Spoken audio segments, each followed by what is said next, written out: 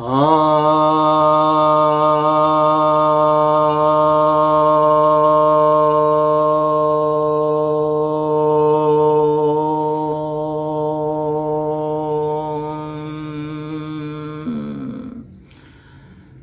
भक्तों को सप्रेम नमन। भक्तों, आज आपकी एक जिज्ञासा का समाधान लेकर आया। यह जिज्ञासा प्रवीण शर्मा जी की तरफ से है कि प्राण और अपान को कहाँ मिलाना है। देखिए, प्राण और अपान जो शक्ति के अर्थ में है और वायु के अर्थ में है, तो इनको मिलाना कहाँ होता है। इनके मिलाने का स्थान जो है वह नाभि है। नाभि क्षेत्र के आसपास ही आपको इसे मिलाना है।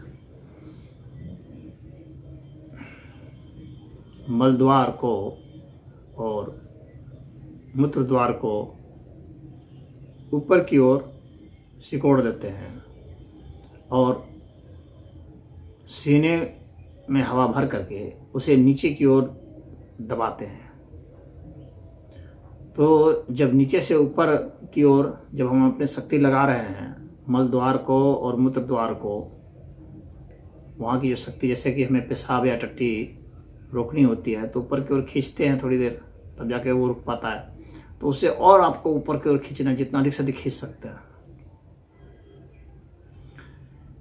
और जब हमें किसी सामान को उठाने के लिए जैसे बल लगाना पड़ता है तो सांस रोक करके, सांस भर के सांस रोकते हैं और उसके बाद बल लगाते हैं, तो उसको नीचे की ओर दबाते हैं। जैसे कि हमें बहुत जोर से, वेग से पेशाब निकालना हो या टट्टी करनी हो तो नीचे की ओर दबाएंगे और नीचे वाली शक्ति को ऊपर की ओर खींचेंगे। तो इस तरह से दो प्रकार की जो भिन्न भिन्न शक्तियाँ हैं उनकी टक्कर होती है वायु के माध्यम से।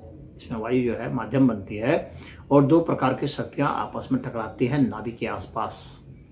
मणिपूरक चक्र जो है वहाँ पर उनकी टक्कर होती है और नाभि के आसपास टक्कर होने से हम बहुत मजबूत हो जाते हैं। हमारे ऊपर का हिस्सा, नीचे का हिस्सा, दोनों ही काफ़ी मजबूत हो जाता है और इससे विभिन्न प्रकार के रोग नष्ट होते हैं। जैसे कि शरीर में अगर गर्मी की कमी है तो वह गर्मी जो है उत्पन्न होती है, शरीर में बल बढ़ता है, आयु की वृद्धि होती है। अगर गुर्दे में परेशानी है तो वो दूर होती है। अगर सांस से संबंधित कोई परेशानी है या हृदय से संबंधित कोई परेशानी है तो वह दूर होती है। भूख नहीं लगना है तो वह भूख लगनी शुरू हो जाती है। भोजन नहीं पचता है तो भोजन पचने लगेगा। गैस बनता है तो गैस बनना खत्म हो जाएगा, मतलब अत्यधिक गैस नहीं बनेगा, कहने मतलब यह है। और यदि अन्य किसी प्रकार का रोग है, जैसे बवासीर की समस्या है, नपुंसकता की समस्या है और किसी प्रकार की यौन विकृति है, तो उसका भी निदान होता है। तो इसे आपको पूर्ण रूप से सफल बनाने के लिए 108 बार तक करना पड़ता है। इसको प्राण अपान संयुक्त प्राणायाम भी कहते हैं। तो इसे बार बार करने से ये काफ़ी मजबूत कर देता है पैर के हिस्से को, कमर के हिस्से को। कमर में जिन्हें दर्द रहता है, महिलाओं को बहुत परेशानी होती है, तो उनके लिए यह बहुत ही लाभकारी है।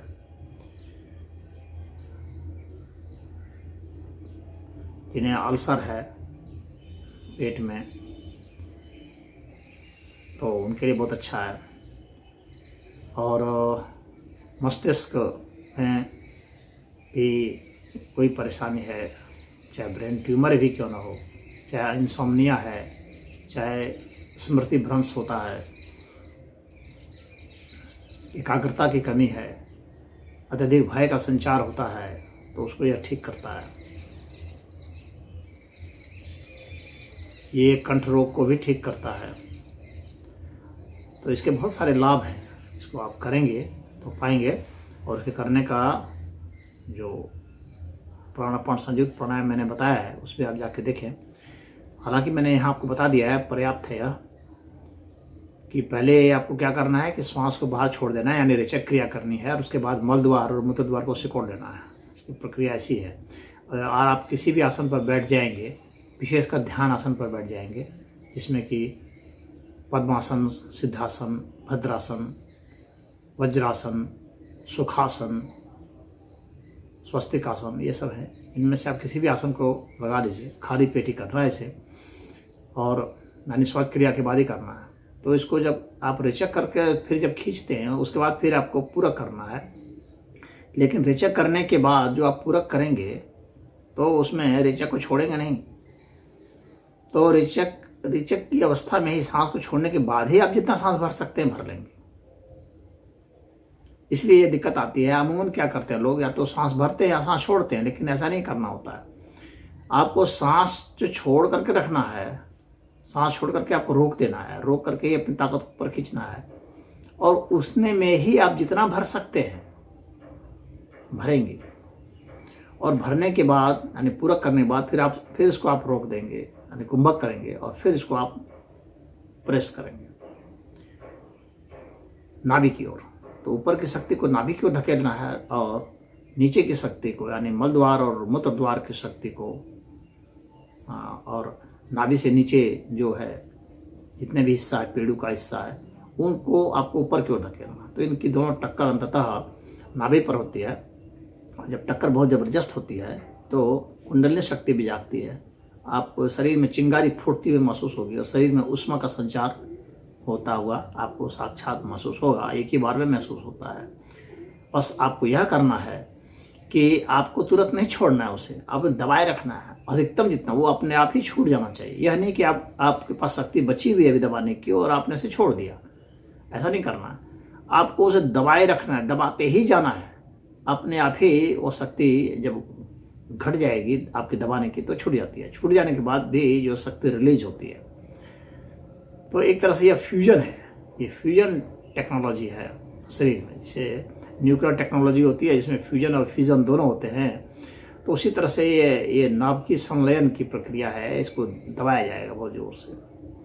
तो आप इसे करेंगे तो इसका गुण आपको स्वतः ही महसूस होगा। तो मैं समझता हूँ कि आपको समझ में आ गया होगा। हरि ओम।